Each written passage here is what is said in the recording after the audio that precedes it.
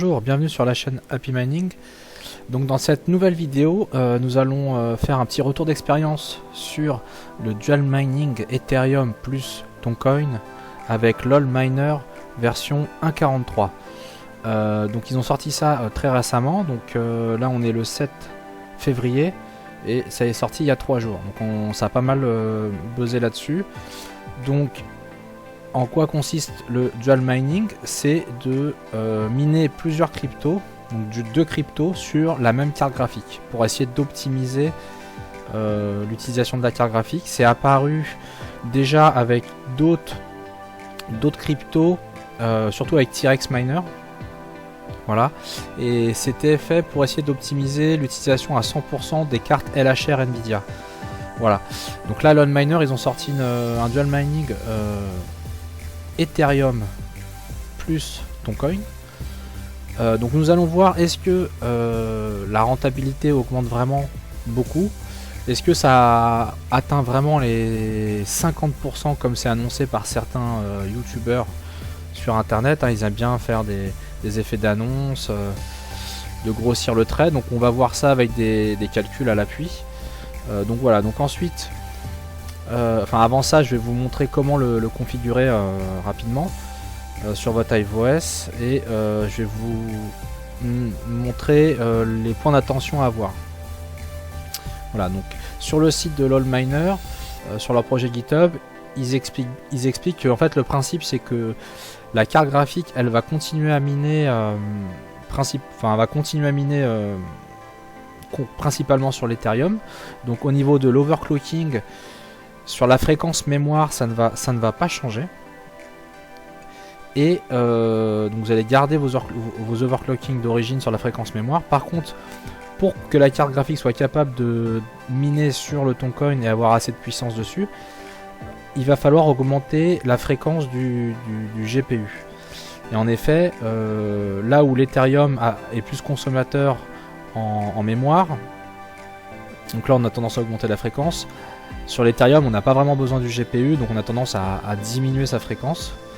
Et donc là on va récupérer cette non-utilisation pour le Toncoin qui lui est a plus besoin de la partie core. Donc c'est pour ça qu'ils expliquent, en prenant différents modèles Nvidia et AMD en dessous, la plage de fréquence qu'on peut mettre sur les différentes cartes, sachant qu'il faut en général l'augmenter. Donc typiquement par exemple sur une 3080, je l'ai augmenté de, bon je vous montrerai ça, de 200 MHz. Sur une 3090, je l'ai augmenté pareil à peu près de 100 à 200 MHz. Voilà. Donc petit tips aussi, une fois que le mineur LOL Miner se lance, il va d'abord lancer le minage Ethereum et quelques temps après il va lancer la partie Toncoin. Si vous faites des modifications de l'overclocking ensuite, ça ne sera pas pris en compte par le mineur. Il faudra restarter le mineur. Voilà, si je préfère prévenir. Voilà, donc là ils expliquent tout ça sur leur page GitHub. Donc comment déjà configurer le dual mining avec LOL Miner. Il va vous falloir un wallet Ethereum, donc ça j'imagine vous l'avez déjà. Il va vous falloir un wallet Toncoin. Donc vous pouvez télécharger le wallet Toncoin officiel. Il existe aussi un exchange wallet sur la plateforme FTX. Voilà, donc vous pouvez utiliser les deux. Voilà. Donc vous téléchargez votre wallet, vous récupérez l'adresse du wallet, et après vous allez pouvoir la rajouter dans iOS. Ensuite dans iOS, pour configurer ça, il va falloir créer une nouvelle flagship. Donc, je vais vous montrer celle que j'ai créée. Donc c'est une flagship classique, hein. Donc d'abord vous mettez le coin principal, donc l'Ethereum. Ensuite vous sélectionnez votre wallet Ethereum, la pool comme d'habitude. Le mineur du coup c'est LOL Miner. Alors pour que ça fonctionne, il va falloir quand même avant mettre à jour votre iOS, hein, donc en faisant un upgrade. Donc soit en faisant ça en cliquant sur l'icône là, Force Upgrade Reboot, et vous aurez la dernière version, soit en ligne de commande, c'est Self Upgrade-Force. Donc ça vous permet d'avoir le dernier LOL Miner. Et ensuite, alors il y a une autre partie du formulaire où il y a le dual coin où là on peut sélectionner le ton. Alors moi j'ai pas procédé comme ça, alors c'est possible hein, de le faire comme ça. Moi j'ai fait directement dans le setup du mineur. Et là il y a des petites choses à renseigner en plus. Donc la partie du haut, c'est la partie qui a été remplie automatiquement par iOS pour la partie Ethereum. Et donc c'est la partie du bas qui nous intéresse. Donc il y a un second hash algorithme. Et là vous sélectionnez donc le ton dual. Ensuite vous allez copier-coller votre wallet dans cette zone là. Vous allez reprendre le worker name, vous pouvez reprendre c'est un paramètre, hein, donc vous pouvez copier-coller celui qui était au-dessus, le %worker name %. Et vous allez mettre l'adresse de la pool pour le ton coin. Donc moi j'utilise le ton Wallace, la baleine. Il y en a 2-3, donc il me semble que le ton Wallace c'est la plus répandue. Voilà. Donc vous pourrez retrouver l'URL sur le site de la pool. Voilà, vous copiez-collez, vous appliquez les changements, vous sauvegardez votre feuille de route et vous la. Alors avant de peut-être l'associer à votre worker, c'est là au niveau de l'overclocking où vous n'allez pas toucher à la fréquence mémoire. Vous allez garder la même, par contre c'est au niveau du core clock. Donc le core clock vous allez avoir tendance à l'augmenter. Donc par exemple sur une 3060 Ti, d'habitude je suis à 1400 MHz, là j'ai mis 1500. Sur une 3080, il me semble d'origine je suis à 1100, là j'ai mis 1300. Pareil pour une 3070, d'habitude elle est à 1100 il me semble, et là je l'ai mis à 1300. Donc la conséquence de ça, c'est que la consommation électrique va augmenter. Voilà. Et donc là, attention, ça peut être critique si votre installation en termes d'alimentation n'a pas été prévue pour supporter beaucoup plus de puissance. Attention, gros warning là-dessus. Faites très attention. La consommation, là, comme vous pouvez voir, elle augmente quand même significativement. Une quinzaine, vingtaine de % parfois. Donc on peut regarder là, la 3060 Ti. Donc ça c'est un rig avec des cartes non LHR. Donc cette 3060 Ti, là elle est annoncée à 162 watts et la deuxième à 170 watts. Alors que normalement on est à même pas 130 watts. Donc on passe de 130 à 160, 170. 30-40 watts de plus quand même. Je vous laisse faire les calculs de pourcentage. La 3080 était déjà consommatrice, mais elle était à 220 à peu près, 220-230, donc elle passe à 260.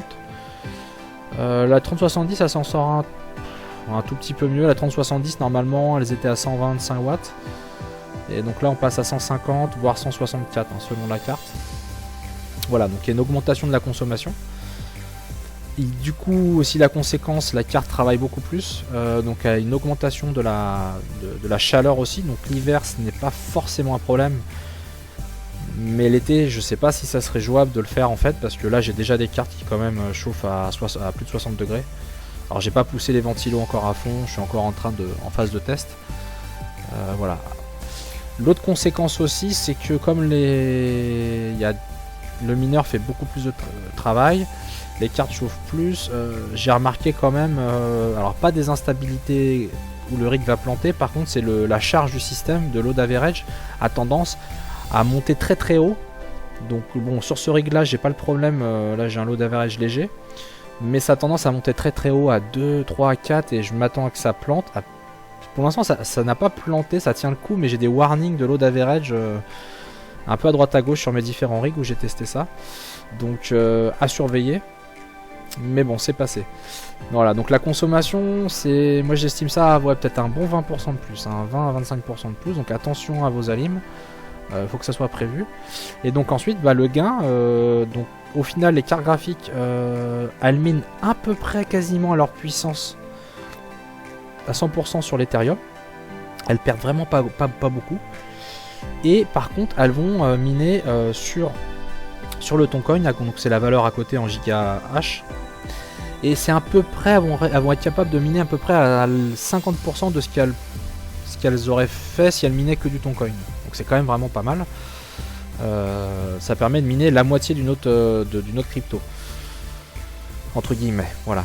Donc c'est bien intégré dans iOS, on voit bien les deux chiffres. Voilà, donc voici un peu sur iOS. Alors je vais prendre un autre rig avec des LHR. Donc oui, la force de ça aussi, comparé à d'autres dual mining comme comme sur T-Rex, en ce moment on parle beaucoup du dual mining aussi Ethereum avec l'Alephium, qui aussi apporte un gain en rentabilité, mais c'est dédié aux cartes LHR. Là, c'est une solution avec l'Allminer où on peut le faire sur toutes les cartes. Donc là, on l'a vu sur un rig de non LHR et sur un rig LHR avec des 3060 Ti LHR. Eh bien, on voit que on garde à peu près le hash rate d'une LHR, 3060 Ti, on est à peu près à 42, 43, donc on n'a presque pas perdu. Par contre, on mine sur une 3060 Ti LHR à 1,1 GH par seconde sur le Toncoin. À peu près 50%. Normalement, elle minerait à 2,2 si elle faisait que du Toncoin. Bon, voilà. Donc, par contre, la conséquence, ça consomme plus, ça chauffe plus. Donc, attention quand même. Ensuite, au niveau rentabilité, est-ce qu'on gagne vraiment 50% de rentabilité? Donc, moi, j'ai fait mes petits calculs. Je vous montre comment je les ai faits pour que vous puissiez les refaire pour vérifier par vous-même. Donc j'ai fait mes calculs principalement sur MinerStat et un petit peu Watt2Mine pour comparer. Et donc je l'ai fait sur des 3060 Ti LHR et non LHR. Et donc le calcul, là, vous mettez le hash rate de votre carte, sa consommation normale on va dire.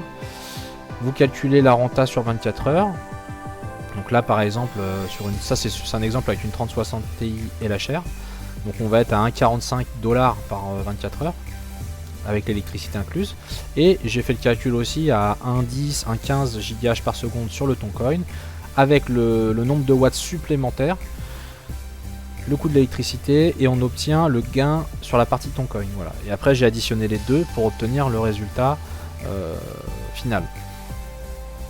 J'ai regardé aussi sur le site hashrate.no les valeurs qui sont annoncées. J'arrive pas totalement à obtenir leurs valeurs, ils sont un petit peu optimistes je trouve, sur la combinaison Ethereum plus Toncoin.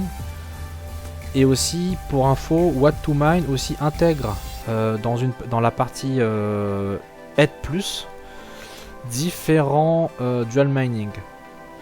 Voilà, et donc il y a le ETH plus Toncoin aussi où c'est déjà inclus. Donc là vous pouvez mettre par exemple 43, alors combien j'avais mis sur Ethereum, vous pouvez mettre 44 MHS.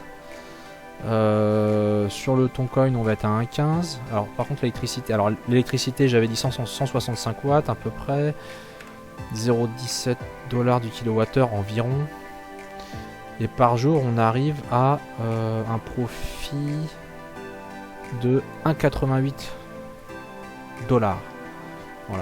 Sur hashrate.no il nous indique 2,18. C'est pas la même valeur, c'est pas non plus si éloigné que ça, mais voilà, c'est pas les mêmes valeurs. Et moi je suis arrivé à, donc pour vous montrer, moi je suis arrivé à un gain de 2 $ par jour sur la 3060 Ti LHR, comparé à 2,18 sur hashrate.no et 1,80. Donc je suis vraiment entre les deux, quoi. Je suis entre les deux, donc la vérité est passée à peu près 2 $. Donc voilà, donc j'ai fait un petite feuille Excel pour vous récapituler tout ça. J'ai pris deux modèles différents, une LHR, une non LHR, pour montrer le pourcentage. Est-ce qu'on arrive à 50%? La réponse est non. Spoiler alert, la réponse est non, la réponse courte. La réponse plus longue, donc la réponse courte, sur une 3060 Ti LHR, en faisant du dual mining, Ethereum plus Toncoin, on a un gain de rentabilité de 38%. Ce qui est quand même déjà énorme. Sur une 3060 Ti normale, non LHR, on est à un gain de 25%, ce qui est aussi quand même énorme. Voilà, donc ça c'est la réponse courte. La réponse plus longue, donc du coup j'ai appliqué le hash rate d'une 3060 Ti LHR, qui est à peu près 44 MHz par seconde, plus celui du Toncoin. J'ai fait la rentabilité, comme je vous ai montré, de l'Ethereum journalier avec l'électricité incluse, voilà. Plus j'ai rajouté dessus le gain sur le Toncoin avec les trentaines de watts en plus, et j'arrive à une rentabilité en dollars net d'électricité de 2 $ justement, sur une 3060 Ti LHR. Voilà. Donc c'est le même raisonnement sur la 3060 Ti normale, donc elle va miner plus fort du coup sur l'Ethereum. Sur le Toncoin elle va être pareil, 1,15 GH par seconde. Voilà, même problématique. Donc du coup forcément le gain est moins proportionnellement le gain est moins élevé, mais quand même de 25%. Donc oui, c'est vraiment intéressant. Par contre, comme je vous ai dit, attention, ça consomme quand même, bien plus. Et ça chauffe bien plus. Donc si vous étiez déjà juste sur votre installation, essayez peut-être de modifier les alimes ou de le réajuster. Moi c'est ce que j'ai dû faire sur un rig où j'avais des 30-90 et j'étais voilà, ça c'était trop juste. Parce que par exemple sur une 30-90, je vais vous montrer si ça veut bien marcher le HiveOS, voilà. Donc sur des 30-90, on passe quand même à 330 et 340 watts. Alors que j'étais à, de mémoire, je devais être à 290 watts. Donc 50 watts de plus. Pas loin de 50 watts de plus. Fois le nombre de cartes que vous allez avoir, etc. Donc voilà, attention quand même. Et on voit d'ailleurs, soit ça c'est un rig avec beaucoup de cartes non LHR. Donc on peut voir vraiment la 3090, elle maintient quasiment les 120 MHz par seconde. Je dois perdre dessus 2 MHz et par contre elle fournit 2 GHz secondes sur le Toncoin. Pareil, une 3080 elle perd 2 MHz par seconde sur l'Ethereum, mais elle fournit quand même 1,7 GHz par seconde sur le Toncoin, voilà, etc. etc.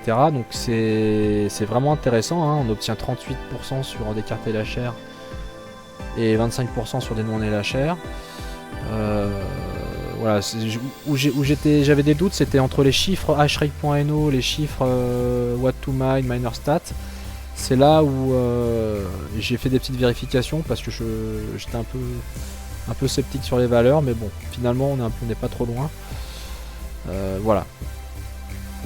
Donc je pense que c'est tout pour cette vidéo et c'est vraiment intéressant, hein, surtout en ce moment on a des rentabilités qui étaient un peu en berne. Donc c'est vraiment intéressant. Ah oui, c'est ça que je voulais vous dire. Mais c'est intéressant à l'instant T. Mais je pense que c'est comme tout effet de mode. Attention avant de se jeter dessus, hein. Déjà attention au niveau de la consommation électrique, la chaleur. Mais il y a souvent une sorte d'équilibre qui va se faire. C'est-à-dire que si tout le monde se met à miner du Toncoin, évidemment la rentabilité sur le Toncoin va être moins bonne, elle va baisser, et donc à un moment ça vaudra peut-être plus le coup pour gagner 5-10% de renta avec des cartes qui vont chauffer beaucoup plus, travailler beaucoup plus, ça sera peut-être moins intéressant. Là à l'instant T, au 7 février, moi j'obtiens ces valeurs là, 38%, 25%.